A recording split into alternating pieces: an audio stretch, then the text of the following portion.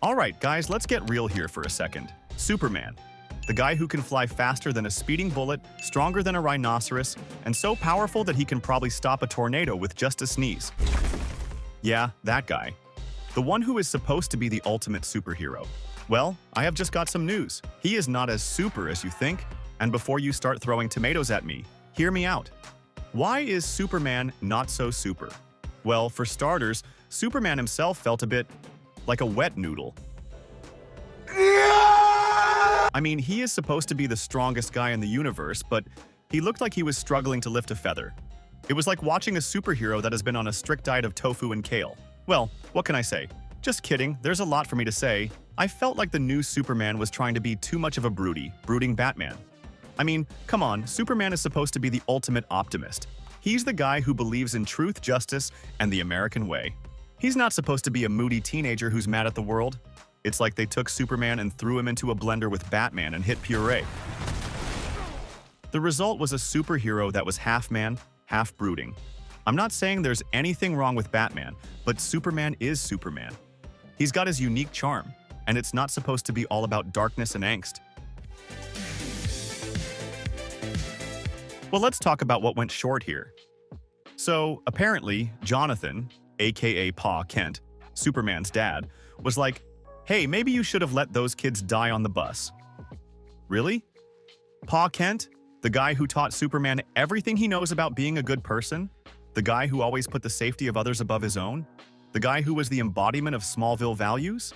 I guess Pa Kent must have been watching a lot of Game of Thrones or something. Or maybe he was just having a really bad day, well, who knows? But seriously, it's completely out of character for him to suggest that Superman should have let kids die. That's like Batman indicating that he should have let the Joker go free. It just doesn't make sense. Also, the tornado scene? Seriously? That was totally needless. There is no way that the Superman I know and love would stand back and let Pa Kent be swept up like a massive tornado. I mean, he could have done so many things. He would have created a distraction and have gone to get the dog himself, but he wouldn't have stood by while his Earth father hobbled out of a car and got swept up with the debris. Now let's talk about the whole Smallville and Metropolis thing. I can kind of understand Smallville getting destroyed. The Kryptonians took Superman by surprise like a bunch of aliens showed up and, surprise, we are going to destroy your hometown? And Superman was all, oh no, not Smallville, but Metropolis. That was just dumb. By the time Superman got to the fight with Zod, he knew what was on the line. He knew that Zod was a bad guy who wanted to destroy Earth. But, I mean, come on. Superman could have flown that fight anywhere he wanted. The desert, the ocean, even space. But no, they had to have it right in the middle of a busy city, causing all kinds of destruction. It was like they were trying to see how many coffee shops they could destroy before someone called Starbucks. And don't even get me started on the ending. They tried to fix everything by showing Superman helping to rebuild the city. It was like a band-aid on a gaping wound. It didn't really make up for all the destruction he caused. It was like saying, hey, I wrecked your house, but I'll help you clean up the mess. Yeah, that's great, but it doesn't fix the problem. Also, Superman killing Zod? Isn't he supposed to be a good guy but a killer? Even Batman, who is basically a vigilante, doesn't kill people. Superman is supposed to be better than that. It's like they were trying to make Superman more relatable or something. They wanted to show that he was a human, but that's kind of the point. Superman is not human.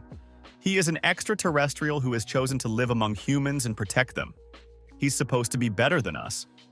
So, when he kills Zod, it kind of takes away from his shine. It's like saying, hey, Superman is just like you and me, he can make mistakes. But that's not what I want from Superman. I want him to be perfect. I want him to be the ultimate symbol of hope and goodness, and killing someone is not exactly the best way to do that. And don't even get me started on the script. So, I was super excited when I heard Chris Nolan was making a Superman movie. I thought, this is going to be awesome, a dark, gritty, thought-provoking superhero film. But then they hired Zack Snyder. I was like, hey, maybe it'll be okay. He did a good job with Watchmen. Boy, was I wrong. The movie was a total letdown. The story was like a roller coaster that never went up. It started off dark and mysterious, but then it kept going downhill. It felt like the movie was actually made by a committee of accountants. So boring and predictable. It was like a snooze fest with superpowers. The beginning of the movie was actually very pretty good, watching Superman go through a midlife crisis. He was all conflicted and trying to figure out his place in the world. Honestly felt like a superhero version of The Breakfast Club. Oh boy, then it all just fell apart. Well, I guess Cinder couldn't resist showing off all the cool stuff Superman could do. Remember that truck scene? Felt like he was trying to impress his friends with how strong he was. It was totally unnecessary and it took away from the story. What is with the jingoism and the mind-numbing army generals? It felt like they were trying to make a military commercial, but instead of selling tanks and planes, they were selling Superman. I mean, superhero movie made by a bunch of generals. Haha, please don't sign me up for that. Also, Diane Lane, the hottest woman on Earth? And they put her in a wig? Whose idea was that? Dude, this should have been enough to fire you from the project. The fact that the last 60 minutes of the film was to go wild entirely. Seriously? This is not a film for children. We like our action, but continuous assault on our visual and oral senses. The dialogue was more cliché-ridden than the worst Arnold Schwarzenegger film.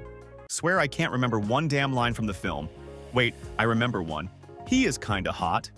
Yes, that's the deepest dialogue in the film. Lastly, what was the film again? About Superman, right? Good. So let's understand Clark Kent and Superman and how they connect. Oh no.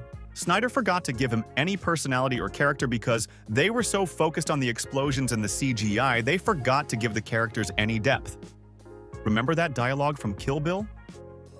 Now, a staple of the superhero mythology is, there's the superhero and there's the alter ego. Batman is Bruce Wayne and Spider-Man is actually Peter Parker. When that character wakes up in the morning, he's Peter Parker. He has to put on a costume to become Spider-Man. And it is in that characteristic that Superman stands alone. Superman didn't become Superman. Superman was born Superman. When Superman wakes up in the morning, he's Superman. His alter ego is Clark Kent. His outfit with the big red S. That's the blanket he was wrapped in as a baby when the Kents found him. Those are his clothes. What Kent wears, the glasses, the business suit, that's the costume. That's the costume Superman wears to blend in with us. Clark Kent is how Superman views us. And what are the characteristics of Clark Kent? He's weak. He's unsure of himself. He's a coward. Clark Kent is Superman's critique of the whole human race, like he's judging us all. So, yeah, that's my take on the modern Superman. He's a bit of a letdown if you ask me. I'll stick with the classic Reeve version. At least he had personality, and he could probably bench press a planet without breaking a sweat. And he could definitely open a jar of pickles without breaking a sweat. That's the kind of superhero I want to see.